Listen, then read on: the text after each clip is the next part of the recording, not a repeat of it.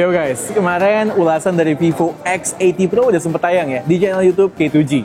Sebenarnya yang nggak kalah menarik juga adalah Vivo X80 yang merupakan penerus langsung dari Vivo X70 Pro yang rilis resmi di Indonesia tahun lalu. Secara positioning, kalau yang X80 Pro itu adalah flagship premiumnya, sedangkan yang X80 ini adalah flagshipnya. Paham lah kalian ya?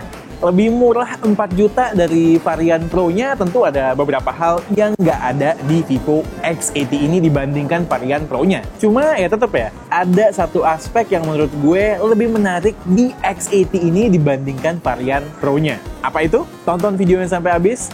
Gue Satish and this is K2G. Kita lihat apakah Vivo X80 ini menarik.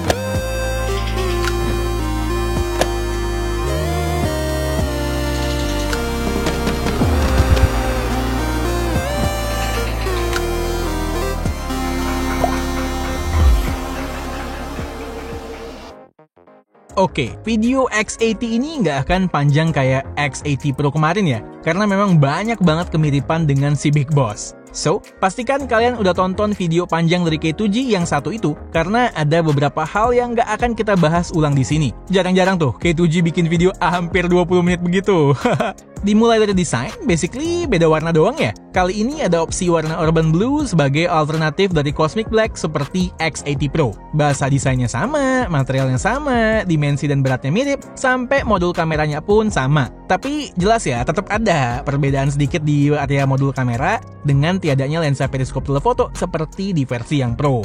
Gue nggak bisa nemu nih official source soal IP rating. Tapi based on beberapa artikel, IP68 di versi Pro-nya nggak diboyong ke sini, melainkan sekedar IP53 splash resistant. Well, lagi-lagi sama. Berarti ini kritik K2G kayak di X70 Pro ya. Price point segini harusnya udah ada IP68 atau IP67 lah minimal. Balik ke depan, lagi-lagi all the premium look yang ditawarkan X80 Pro semua ada di sini. Fitur fungsional di atas berupa Air Blaster pun ikut hadir. Perbedaan pertama datang dalam bentuk spesifikasi layar. 6,78 inch AMOLED 120Hz dengan peak brightness 1500 nits. Dari hasil tes gue, versi non-pro ini bukan LTPO. So, refresh rate-nya kekunci di 60 dan 120Hz. Di luar itu, layarnya bagus, bright, punya akurasi warna yang bagus, dan bisa di-adjust juga. Serta experience menikmati berbagai konten maupun scrolling di UI sangat baik. Namun, sama seperti versi Pro-nya, gue rasa Vivo mesti memperbaiki masalah delay touch ketika swipe pelan-pelan di game. Ayo Vivo, kayaknya ini parameter threshold accidental touch-nya perlu di-adjust ulang. Satu lagi perbedaan di display datang pada in-display fingerprint sensornya yang areanya standar aja, nggak menggunakan teknologi yang disematkan di versi Pro. Kalau gue bilang tadi ada satu hal yang justru gue lebih suka daripada versi Pro-nya, itu adalah performa. Finally, chipset Dimensity 9000 hadir resmi di Indonesia. Vivo X80 ini adalah yang pertama memboyong chipset hype 2022 dari MediaTek ini. Sebenarnya kenapa hype sih? Karena Dimensity 9000 adalah flagship Android yang secara efisiensi performance per watt, suhu, dan stabilitas sustain performance-nya terbaik. At least sampai dengan Snapdragon 8 Plus Gen 1 muncul baru-baru ini. Di Genshin Impact, kata kanan, dan FPS kita set di 60. Butuh waktu sekitar 15 menit sampai FPS-nya mulai turun dan grafik mulai keriting di 50 FPS ketika exploring dan fight di open map. Average FPS-nya dapat 55, nice. Di point itu, suhu baterai berada pada 42 derajat dan titik terpanas hanya di sekitar 46 derajat. X80 Pro lebih cepat throttlingnya di menit ketiga dengan suhu baterai 43 derajat dan titik terpanas ketika ditembak termogan di 43 derajat. Average FPS-nya 44,6 derajat. Perlu di note juga, secara grafis gue melihat render quality-nya sedikit lebih low dari X80 Pro, tapi ya, main Apex Legends maupun LOL Wild Rift berlama-lama, gue nggak melihat ada masalah di Vivo X80. Notice nggak? Gue spesifik bilang yang impresif performanya ketika ngomongin chipset. Well, itu karena chipset kan nggak cuma performa urusannya. Ada image signal processor juga di dalamnya. Nah, inilah yang menurut gue juga peringkatnya di bawah versi Pro yang pakai ISP dari Qualcomm. Soal kesulitan vendor adjusting image processor MediaTek ini udah sering lah ya kami bahas dan kami bilang di video-video kami. Makanya, sekarang trennya adalah brand mulai menyertakan chip buatan sendiri untuk menghandle kamera. Cuman ya, kalau gue lihat Vivo V1 Plus chip yang seharusnya bisa improve kemampuan kamera di X series, di sini belum totally independent dari ISP bawaan Dimensity 9000. Karena gue melihat masih ada trademark jejak processing ala MediaTek dalam bentuk jejak sharpening dan texturing. Gue nggak bilang jelek ya hasilnya ya, bagus kok, selama nggak di-compare dengan X80 Pro. By spec, di belakang ada 3 kamera. Main camera 50 megapiksel Sony IMX866 dengan OIS dan laser focus, kemudian lensa telefoto portrait 2x zoom tanpa gimbal, dan lensa ultra wide 12 megapiksel. Di depan ada kamera selfie 32 megapiksel. Hasil foto-fotonya di good light jelas bagus ya. Karakternya seperti biasa tajam, warna cenderung eye-pleasing dengan dynamic range yang luas. Switching ke Zeiss Natural Color lebih mendorong karakter image-nya ke arah natural di challenging lighting seperti extreme backlight, indoor remang-remang, atau bahkan night mode di mana banyak processing dibutuhkan untuk ngebenerin image, baru deh berasa jejak processing yang tadi gue maksud. Gue berharap akan ada update software untuk lebih menyelaraskan hasil foto antara X80 dan X80 Pro. Nih, beberapa sampel image yang udah gue ambil dengan berbagai lensa.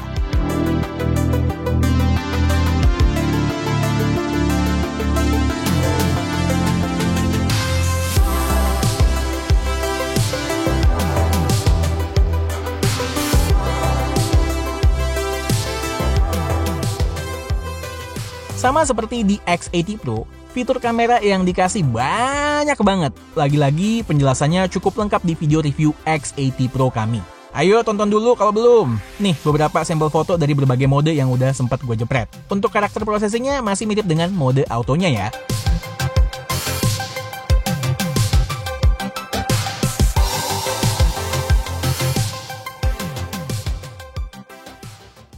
Sama ya kayak varian Pro-nya. Perekaman kamera depan yang cuma bisa maksimal di resolusi 1080p 30 fps dan juga stabilisasi yang masih kurang pakai banget menurut gue, masih menjadi kelemahan utama dari Vivo X80 ini dari sisi kamera. Sayang banget sih ya, karena kalau gue lihat kualitas footage-nya sebenarnya untuk video kamera depan selfie udah bagus. Yang juga lagi-lagi mengecewakan, untuk perekaman video yang bisa 4K itu hanya kamera utama. Yang lainnya di belakang baik ultra wide maupun tele-nya maksimal di 1080p. Gimana dong, harga segini harusnya semua lensa bisa di 4K, ayo. Untungnya, perekaman 4K 60fps di kamera utamanya itu dynamic range-nya luas, bagus, stabilisasinya juga mantep, dan tajam. Yang kemarin kita belum sempat kasih tunjuk di video review Vivo X80 Pro adalah fitur perekaman video bokeh Zeiss Cinematic Style. Ini resolusi maksimalnya untuk fitur ini di 1080p 24 fps. Mungkin buat ngasih film look ya. Dan kalau gue lihat emang dari segi rasionya, kemudian kualitas footage-nya emang buat ngasih style sinematik banget. Gue pribadi sih suka ya. Fitur ini sebenarnya bisa juga dipakai di kamera depan. Tapi ya lagi-lagi sayang ketika dipakai di kamera depan nggak stabil. Oh ya, jangan lupa horizontal line stabilization juga ada di sini dan seru buat dicoba. Keuntungan menggunakan Dimensity 9000 bukan sekedar dari performa, namun dari efisiensi daya juga. Dipadukan dengan baterai yang sekedar 4500 mAh, yang mana lebih kecil dari versi Pro-nya yang 4700 mAh, gue bisa dapat SOT sekitar 6 jam. Pola pemakaian gue ini 50-50 ya, antara mobile data dan wifi, termasuk gaming sejam, maps dan streaming lagu via Bluetooth, nonton, sisanya sosmed dan chat. Kalau habis, kita dapat charger flash charge 80 watt yang bisa ngisi baterai dari 0 sampai full sekitar 40 menit. Hal-hal lainnya di Vivo X80 ini seperti gue bilang, mirip dengan X80 Pro. Vibration motornya udah flagship grade, empuk dan halus, kemudian nggak ada jack 3,5 mm, speakernya udah stereo, kualitas suaranya oke selama nggak dibikin full volume, karena bakalan berasa cempreng. Dengerin nih.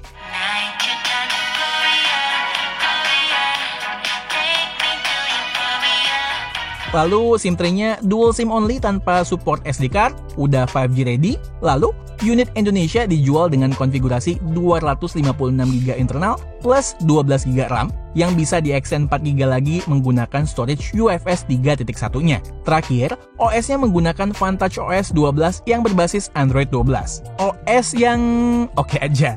Minim bug sih sejauh ini, cuman memang mulai membosankan. Oke, Vivo X80. Perbedaan harga kurang lebih sekitar 4 juta dengan varian Pro-nya itu ternyata cukup ngaruh ya. Banyak fitur-fitur yang kasat mata maupun fitur-fitur yang berada di dalamnya itu kena porting. Kalau kalian lebih mengutamakan real flagship experience dan mencari experience kamera yang pol, gue lebih merekomendasikan Vivo X80 Pro. Karena flagship yang satu ini hampir no nonsense kalau ada budgetnya. Nah, sementara Vivo X80 ini menurut gue lebih cocok buat kalian yang mencari sebuah flagship yang mempunyai SoC dengan performa tinggi, sustain performance yang bagus, kemudian hemat daya, juga dibalut oleh desain yang premium dan kece. By the way, gue udah mulai melihat ya, di beberapa toko di marketplace online, Vivo X80 series ini dijual di bawah harga SRP-nya. Tentu dengan bonus yang berbeda juga kalau dibandingkan dengan paket pembelian resmi via PO Vivo Indonesia. Oke, sekian aja video kali ini. Gue Satish and this is K2G. Tunggu racun-racun kami yang berikutnya. Bye guys!